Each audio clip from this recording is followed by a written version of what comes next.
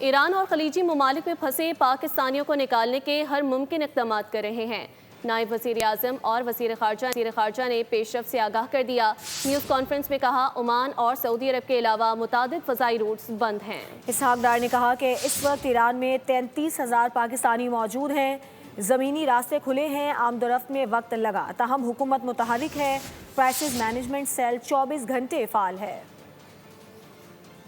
جو سچویشن ہے وہ پورے گلف میں اور ایران میں بڑی فلوئڈ ہے، اور ایئر سپیس ماسوائے عمان کے اور سعودی عربیہ کے اندر، سعودی عربیہ میں باقی ایئر سپیس قریباً بند ہے۔ کرائسس مینجمنٹ یونٹ جو ہے وہ آپریشنل ہے، 24 گھنٹے وہ اپنا وہاں ہماری ٹیمز موجود ہیں۔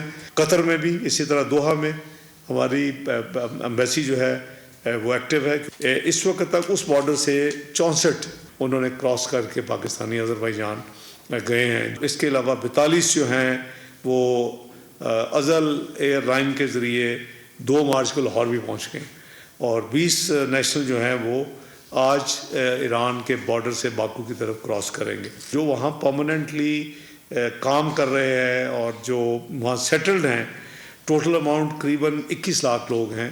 لینڈ بارڈرز کھلے ہیں تمام گلف کنٹریز کے درمیان۔